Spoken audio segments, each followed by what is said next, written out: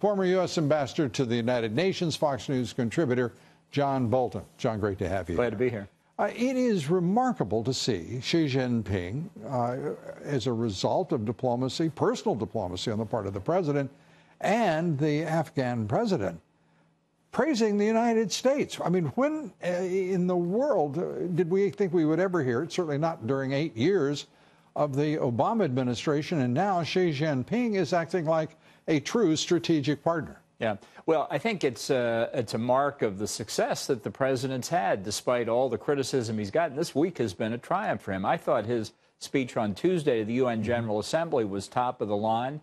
And what China has apparently done, although we need to see their performance. Yes, in the past, they've had the rhetoric but not the performance.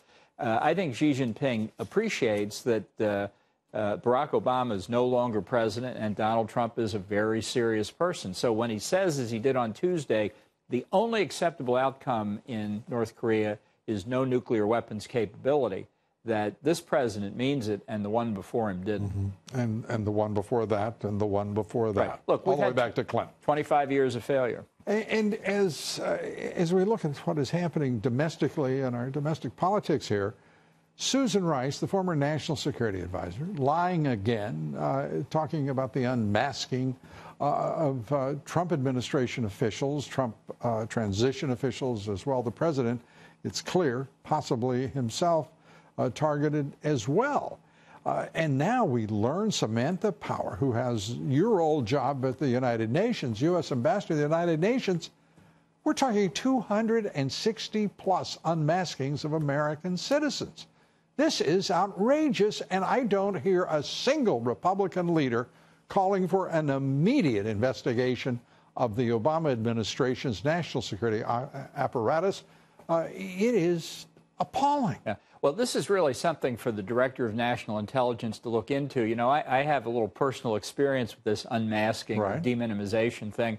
When I was undersecretary in the first 4 years of the Bush administration dealing with nonproliferation and arms control, I asked, now brace yourself, I asked for maybe 10 or 12 names to be unmasked because they had some connection with proliferation. I wanted to see more about it.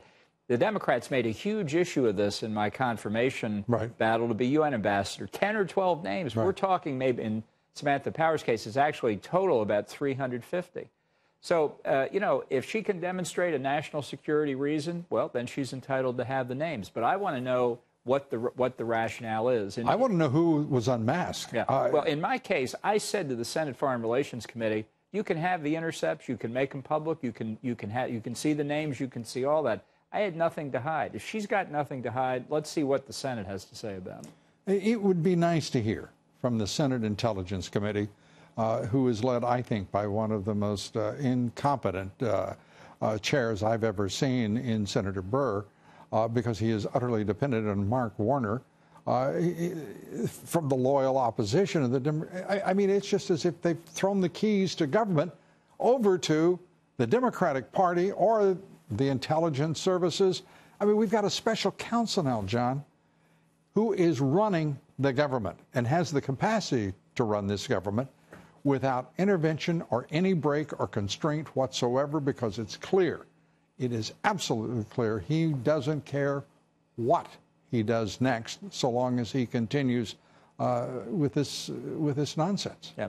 Well, I'm actually a fan of Senator Burr's, so I hope he can get this on track, because I honestly think the American people are going to lose confidence in our intelligence agencies if they think that protection... Who would have confidence in our intelligence agencies? Well, they have... No, but I mean, seriously, you surely are not telling me. They have enormous technical capabilities and... Well, they've demonstrated. Look at all of the unmaskings and all of the demonstrated technological prowess they have. Meanwhile, they've been used by the previous administration as a political This is a risk. No, you're absolutely right. This risks the opponents of surveillance at all using what Obama did to politicize intelligence to restrict our intelligence gathering capabilities. So it's a serious threat here that I think Republicans who believe in a strong national security policy have to step up to. There's no reason to protect the prior administration if these allegations prove out. We're talking about the upper echelon and the leadership of these agencies and what they had to agree to. We're talking about the FISA court, John. Why am I going to put up with a FISA court that is a rubber stamp? Why are we going to permit this kind of conduct without consequence? This is madness. Well, I think the FISA court should be advised of what they found out. My experience with the FISA court is that it's a pretty tough operation. But to me, it's calling into question the public's confidence in our ability to conduct government that pursues national security objectives without politicization. And I think I lay that squarely at the doorstep of Barack Obama. Oh, I do too. And obviously, the heads of the intelligence agencies during his administration, the heads of his national security team, and who knows, and by the way, look at the FBI. Are you kidding me? That's the way to conduct?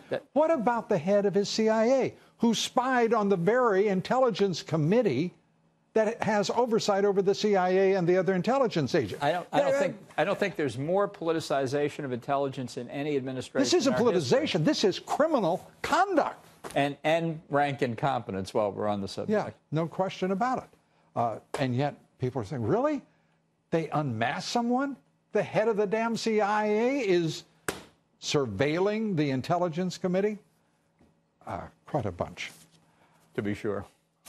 I think we need to talk more about what we can grant these intelligence agencies, John, but that's a conversation for another time. Ambassador John Bolton, great to have you with us. Glad to be here.